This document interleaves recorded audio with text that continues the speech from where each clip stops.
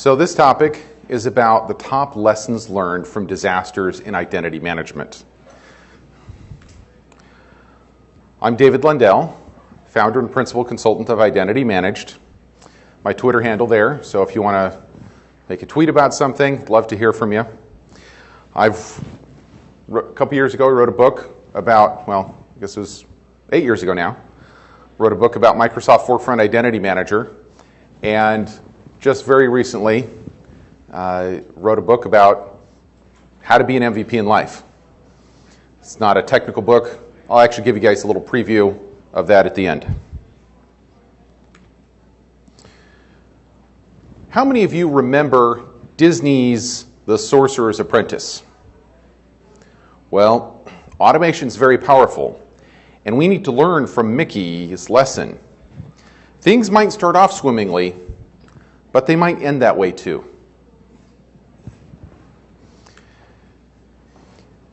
So as we go along, go ahead and think in your minds about stories of disasters you've seen, because I would love to hear those too. I always love a good yarn. At an identity management training class, one delegate told us how the university where he worked went live with a new identity system. And suddenly, all the Active Directory groups managed by the new system had 0 members. Their consultants also had 0 experience with the product before implementation. So the first lesson is that experience matters. To a degree, proper testing can help mitigate lack of experience, but only to a degree. I got called in to look at a situation at a Fortune 100 company where one day all the managed groups had been depopulated. It turns out that an export process had failed, outputting a single row. And while the process did some kind of check to see if there was any data in the table, it didn't do a good enough check because it was a single row there satisfied the check. What would be better would be to check for some kind of ratio, how much has changed. And if more than a certain ratio has changed, raise a red flag. I gained another client when they contacted me to help them fix their identity management system. In the blink of an eye, while they were transitioning from one HR/ERP system to another, they accidentally deleted 7,339 records. You see, not all the employees were into the new HR system, and so they were merging their 2 records together, their 2 sets of records. And the feed from the new system failed. And so they only had these 439 records. And well, so that's what went in, and then it deleted all of those records. They made a couple mistakes. One, they had, well, they broke a rule that our good friend from Australia, Carol Wapshire, tells us that you shouldn't delete data, you shouldn't delete records from AD based upon an absence of data. You should only perform such drastic action when you have positive data. Sadly, for this client, Recycle Bin in Active Directory was not enabled. So, they had a lot of fun. They also didn't even have any good backups of AD. So like I said, that was a real fun one. So what we did is we added some quality assurance checks. We wrote some SQL queries to make certain that the data coming in seemed legit. And then we also checked the ratio of deletes that were imported. And so if after importing into the Microsoft Identity Manager connector space, oh, actually, these guys are still on ILM 2007. Yeah. So we check there at that point after we've imported into the Management Agent connector space. And then we check again prior to doing an export to see how many deletes are happening. So the lessons from this: check your inputs and check how many deletes you're going to export before you do so. But also, that rule I mentioned from the famous Ms. Don't delete accounts based upon an absence of information.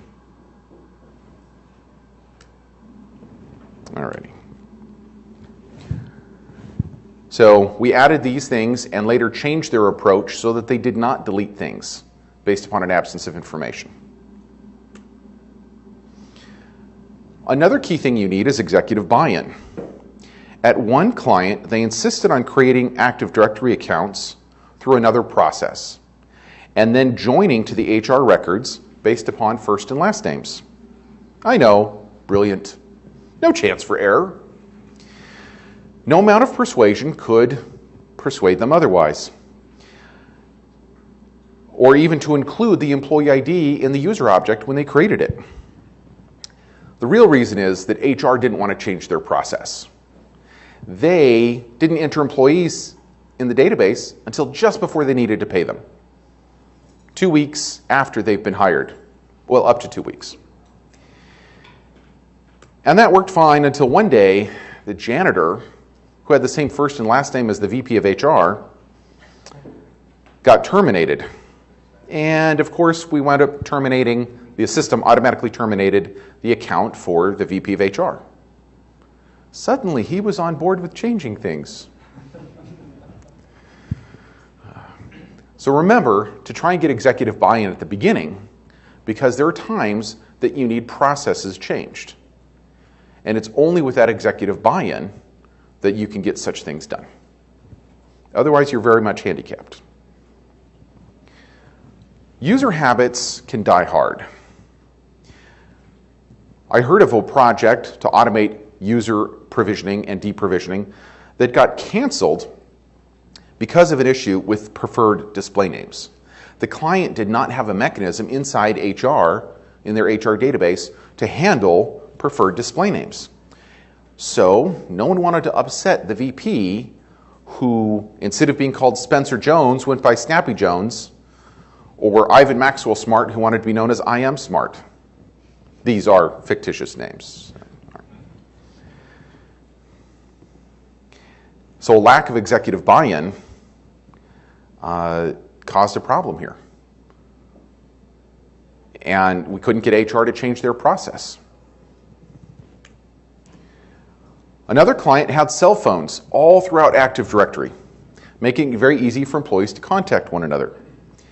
However, after one or more employees in their stores had an issue with being stalked and harassed, there was a requirement to remove these cell phones from Active Directory and require consent.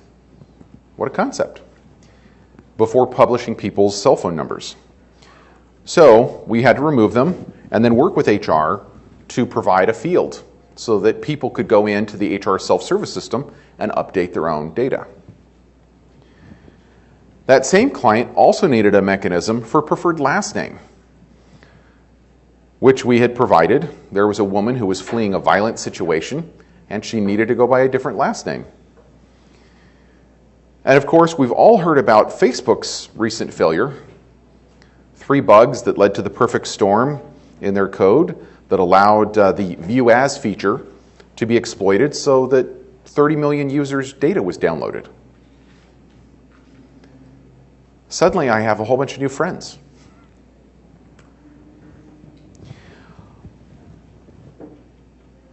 As we've learned, the cover-up is worse than the actual misdeed. And that's been a truism since the days of Richard Nixon. Anyone heard about the recent occurrence with Google+?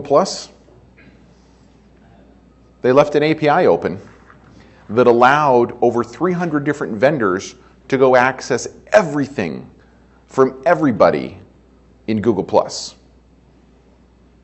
So all the stuff that you wanted to share with just your closest friends, these vendors could go see.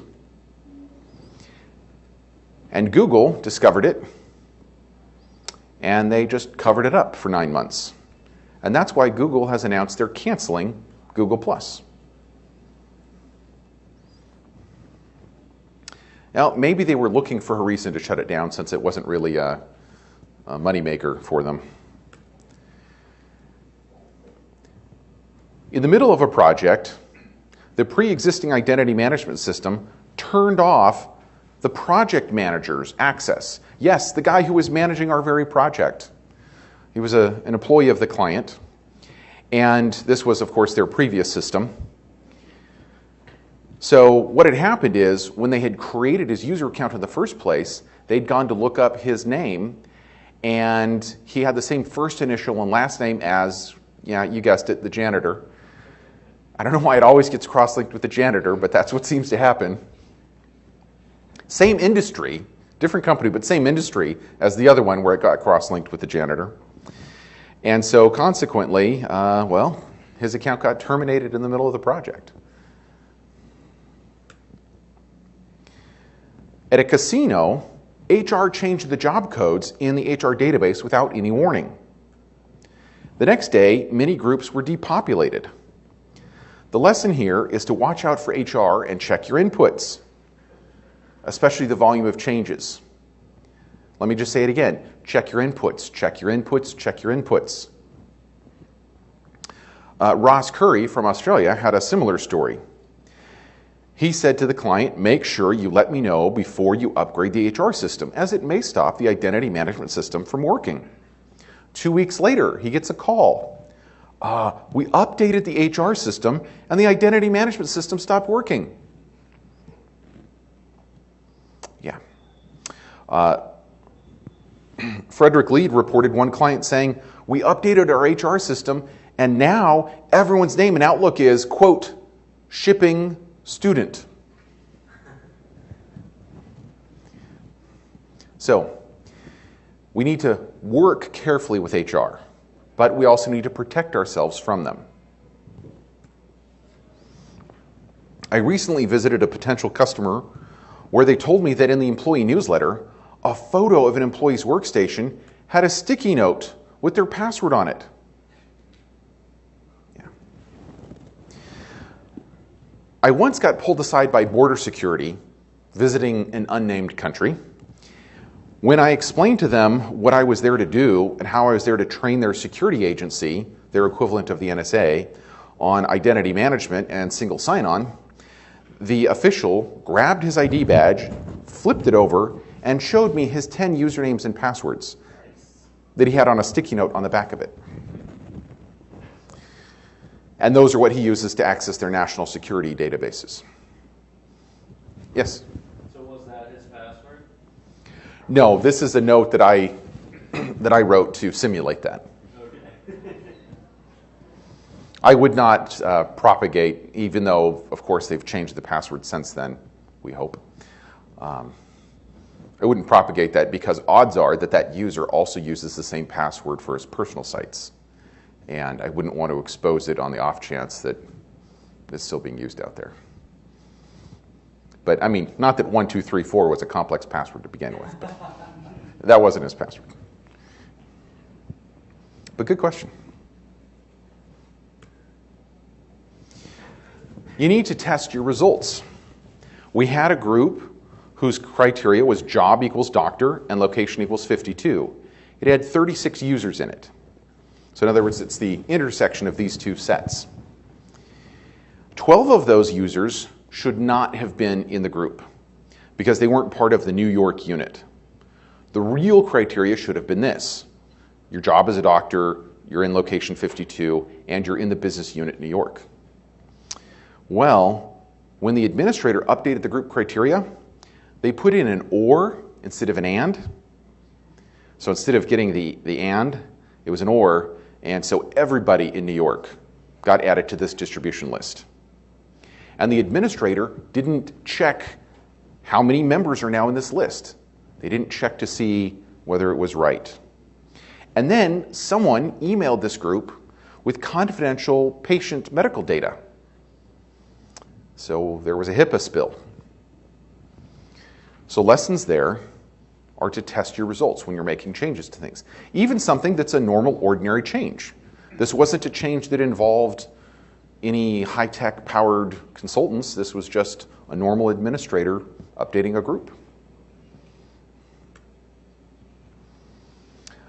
This next disaster I'm going to talk about was something that I experienced in the lab for a client setting up their development environment. I was trying to install SharePoint as a prerequisite for Microsoft Identity Manager, and various services would fail to start after a reboot. I discovered that the service account no longer had log on as a service right. So I granted the logon as a service. Things were good. I rebooted, and it failed. So I granted logon as a service to the user. Reboot, fail. Granted it again. Reboot, fail. Granted it again. Finally said, what the heck is going on? Discovered that they had some interesting things in group policy that was going through and removing that right. It was coming back through and restricting you.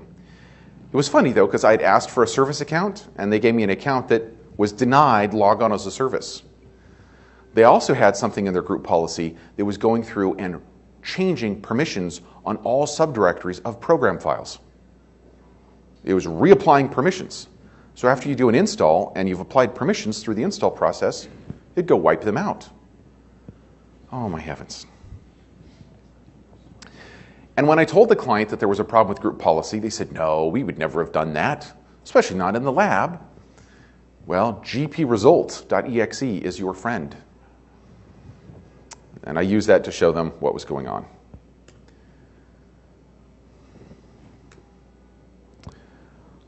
Another story from Ross Curry.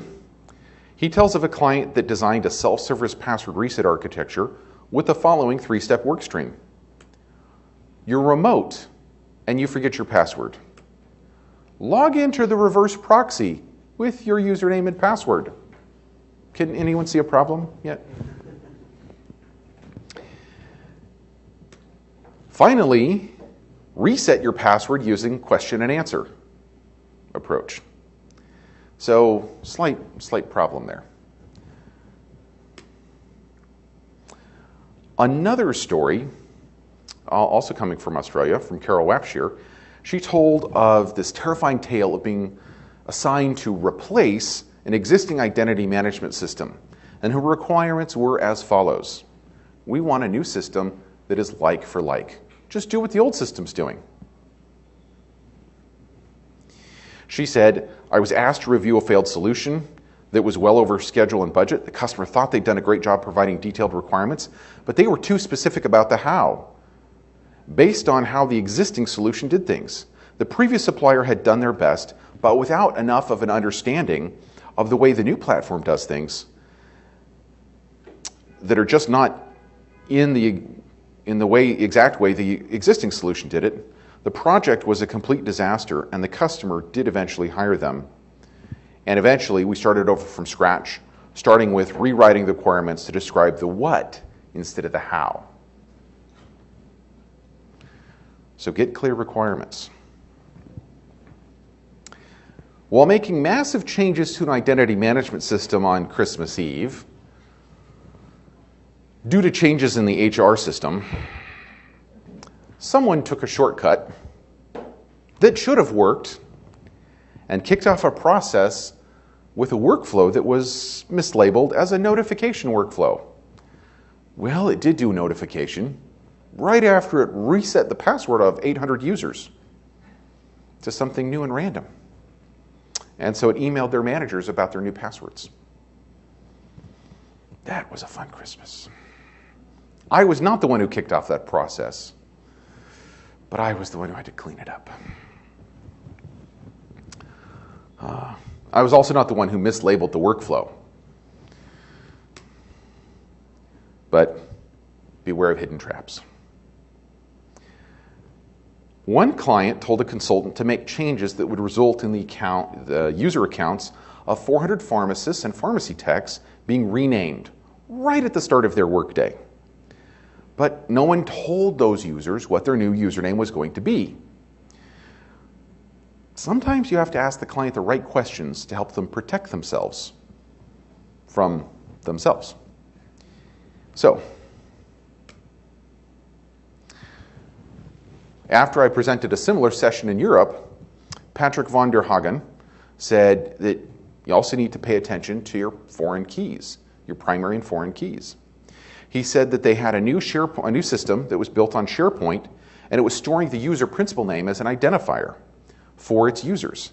And since the UPN contained the user's last name, they had warned them, hey, that this could be a bad idea, because if a user gets a last name change, married, divorced, witness relocation, then we might change the user principal name. And then your primary key is going to change, and that's going to break the rest of your data. Well, the developers didn't listen. It's going to happen so rarely. And they didn't consider it a serious problem. So, after introducing the new software, that's exactly what happened. And they said, well, it happens, but okay, it's still rare. The standard issue can be handled by tickets and our support staff. But later, they realized, oops, we need to find a fix. We need to change it. So that resulted in a lot of manual redevelopment.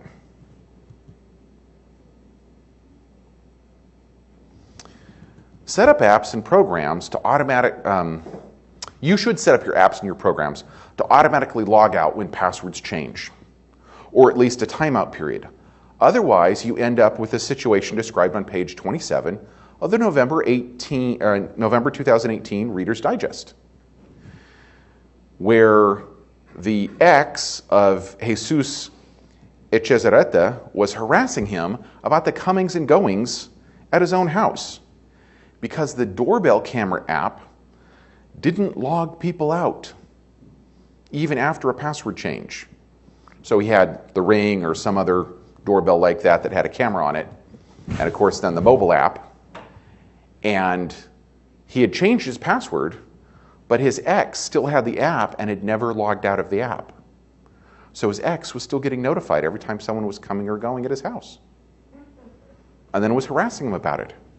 What are you doing with that person? And so on. So if you're responsible for developing applications, you should come up with some kind of better approach, such as a multi-user design, or at least make it so that the applications that are logged in get logged out after a set time or after your password changes. At the Cup in Your Coal European Identity Conference earlier this year, I got to listen to a fascinating tale from security expert Joseph Carson. He told about how the smart light bulb almost ruined Christmas, with pirates who were being sold info on shipping routes that a toy this toy manufacturer was dealing with a serious Grinch. Joseph's recommendation was to not get smart devices, or rather, as he called them, connected devices. There's nothing really smart about them. They're just connected. He says that don't get them unless you really need them, because they're attack vectors. But if you do get them, secure them. Make it so that it's harder for people to get into them. So, to sum up our lessons that we've learned, experience matters. Check your inputs. Get executive buy-in so that you can get processes changed if you need. Remember that user habits die hard. That if you're going to try and get users to change your habits, you've got to carefully study things out and make it easy. Protect people's privacy through preferred names, through making certain that data isn't getting put out there that makes it easier for people to get harassed, or at least that you're doing it with their consent, so that if they do get harassed, there's less likelihood of lawsuits. Be transparent, unlike Google with Google+. Assume that there's some bad data out there. Partner with HR, but protect yourself from them. Didn't include it in these slides, but I saw another scenario where a change that HR made resulted in almost 50,000 user accounts getting deleted. Yeah. In the middle of people's workday. Unbelievable. Oh. And of course, don't act on an absence of information, especially with something drastic like that. Educate your users, especially with the sticky notes. Test as you build it. Test as you are making changes to things. Test as you're doing normal administration. Look to see that your result is what you expect. Be aware of crazy group policy objects. Try to get clear requirements. That should probably be the number one thing. A lot of times, when I've seen problems on projects, it could be traced back to that. Beware of hidden traps. I don't want your Christmas to end up like mine a couple years ago. Ask good questions to help protect the client from themselves. Remember that logging out does matter. And, well, smart devices, not so much. Don't get them, or if you do, protect them.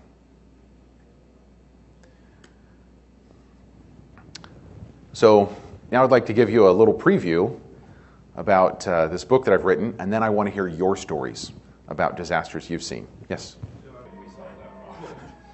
Oh, the Peter Principle. Yeah. For those who aren't familiar with the Peter Principle, you get promoted to your highest level of incompetence. Yes. So, well, good. Well, let me give you a little sneak peek here. How to be an MVP in life. This isn't a technical book. It's a book about people, but it involves a lot of technical people. I grabbed some stories about some sports MVPs, as well as interviewed a lot of people who were Microsoft MVPs and associated with the program. But we kind of start off with a story about Steve Nash. In 2004, the Phoenix Suns were second to last in their conference. At the end of 2005, they were the best in the NBA. Now, they didn't win the championship because the NBA has 2 seasons, the regular season and then the playoffs. But they were the best in the regular season. What was the difference? They added a man who would become MVP, Steve Nash. He went on to win the MVP for 2005 and then the next year for 2006. In talking to Microsoft MVPs, there's one who stands out as someone who's very prolific in the things that he's done and created, a gentleman by the name of Mark Manasseh. Some of you probably own some of his books that he's written, because he's written 30 books and over 300 magazine articles and countless blog posts and been a keynote speaker at many, many places. So the question I ask myself is, in the NBA, where scoring tends to be glory, and in the IT world, where knowledge is power, why would Steve Nash pass the ball? Why would Mark Manasseh practically give away all this valuable knowledge? And so I started talking to a lot of different MVPs, and including Joe, who's here in the room. And I learned a few different things. So one of the things that I learned that MVPs do that help them perform really well at an individual level is they're teachable. For example, the baseball sports hero of my childhood is Dale Murphy of the Atlanta Braves. And in 1982, after winning the National League MVP, his manager, Joe Torre, came to him and said, I think there's a chance for you to really work on some stuff and improve. So during the winter, I'd like you to go down to the instructional league. You know, the place where they send rookies and guys who are struggling with hitting? Not the MVP of the league. But Dale Murphy, while surprised at the initial invitation, he thought it over, said, okay, I'll do it. And he was touched that his manager cared enough about him to go help him improve. And it worked. Dale improved his batting average by 20 points, jumped more in RBIs, and he maintained a much higher batting average for the next 4 years than he did before. A couple years ago, I was teaching a person who was 2 weeks experience with Microsoft's Forefront Identity Manager product. And I'm going along, I'm like, okay, so on the management agent, we can set up something called a run profile for importing, exporting, syncing. And I told them, be careful how you name that, because there's no way to rename it. You have to delete it and create a new one. And he said, really? I thought I just renamed one the other day. I said, okay, well, show me what you did. because maybe you're right and I'm wrong, and you know. And so he showed me how he did it, and just by clicking on the right place, the cursor appeared, and he was able to type in a new name. And suddenly, the run profile was renamed, and I looked at him and I said, "You just taught me something." So it's important that we remain teachable. MVPs are also constantly improving. Jessica Moss, who is an expert in SQL, business intelligence, in the data platform category, she talked about a virtuous cycle that occurs as she answers questions on forums.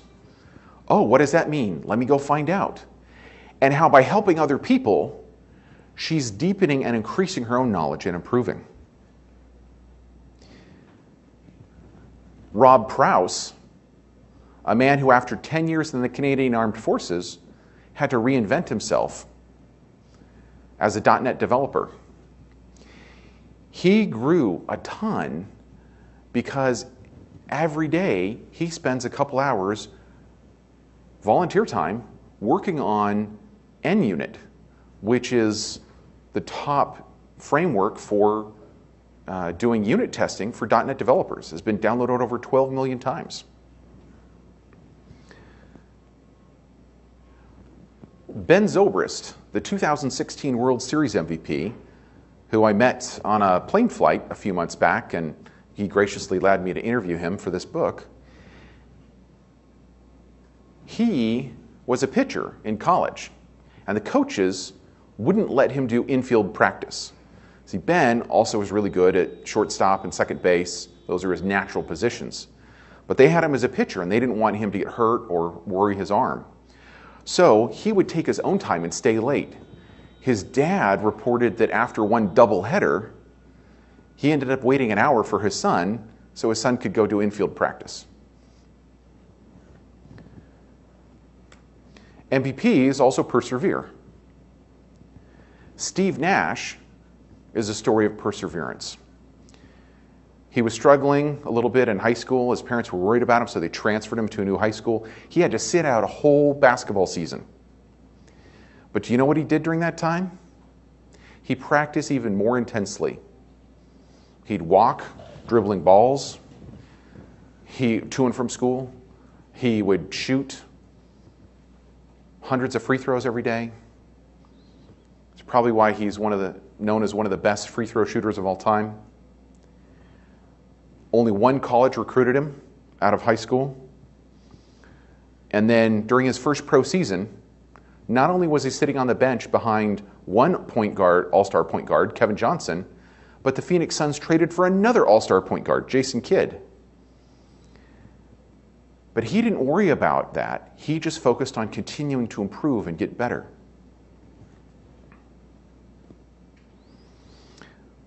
Kathy Jacobs was a OneNote Microsoft MVP. And she faced some challenges in her life. But let me tell you about a couple amazing accomplishments she did.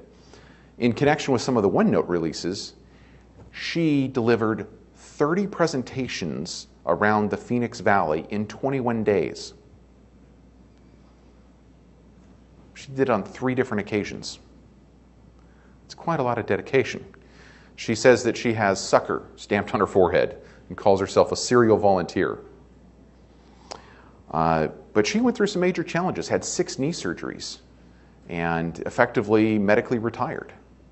But she credits a lot of her friends in the MVP program with helping pull her out of those challenges and that depression. I've also discovered that MVPs do 3 things that help elevate their whole team. First, they praise their teammates. They share credit.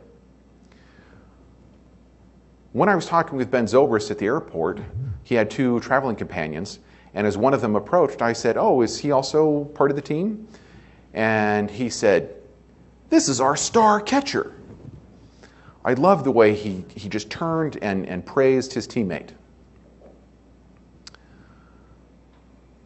There's a friend of mine, former Microsoft MVP, named Brad Turner, who I sometimes claim is the most gracious man on the planet. Back in 2007, he was one of 4 Microsoft MVPs associated with identity management.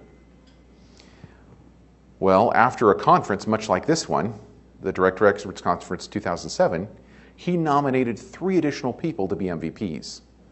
3 people that worked for competitors, because he saw the value that those 3 people were contributing. I happened to be one of them, and I was ever grateful for that. Sid the Kid Crosby, who's still playing hockey for the Pittsburgh Penguins, has won the NHL's MVP a couple times. In the early years of his career, he hit a major milestone. In one game, or on this particular day, he had 100 career goals, 200 assists, and 300 points. Now, when you hit a career milestone in hockey, they tend to give you the puck that you used to score that goal or to make that assist. Well, on the goal he scored that had him hit this milestone, he got the puck from his teammate, Evgeny Malkin, who had just, this was his 200th point. You get a point for every goal and assist you get. So that was his 200th point. So what to do? So Sid the Kid told the staff, split the puck and give half to me and give half to Evgeny. Could Solomon have done a better job sharing credit? MVPs also give their teammates opportunities. They pass the ball to them. In the 2005 Western Conference Finals, Steve Nash was driving towards the basket, but instead of going for the layup and the glory himself, he dished it off to Sean Marion, who then sunk a nice layup. Here at this conference is a gentleman that came up, whose name came up several times as I interviewed other Microsoft MVPs, who gave a lot of us, including me, some of our first breaks and opportunities to speak in a public forum on topics we love, such as directories and identity management. Gil Kirkpatrick, who organized the Directory Experts Conference. He's given tens, if not over 100 people, their very first opportunity to speak on a public forum.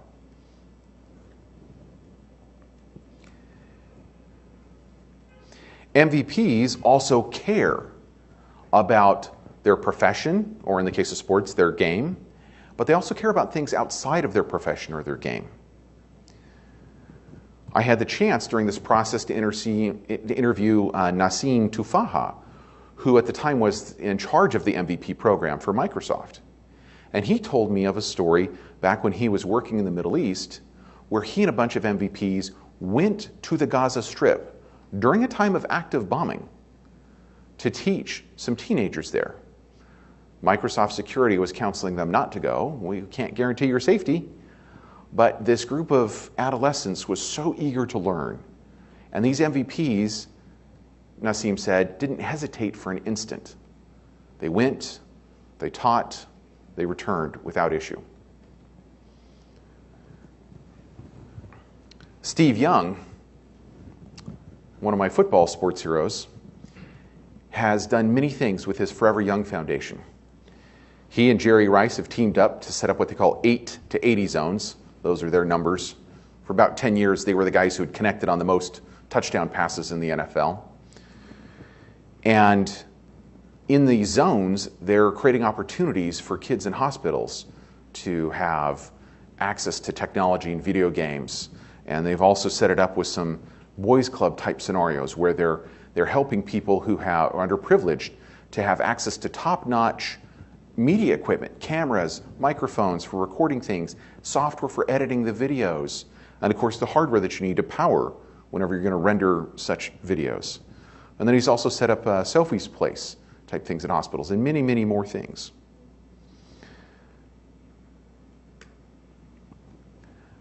So thank you guys for coming. Thank you for sharing your stories with me. Thank you for letting me give you a little preview of that book. It's available for pre-order on Amazon. It's really been a labor of love writing that. And so you guys can reach out to me via email or via Twitter. Yes? Are you going to put it on Audible? I am in the process of recording it and going to put it on Audible as well, yes. So, any other questions?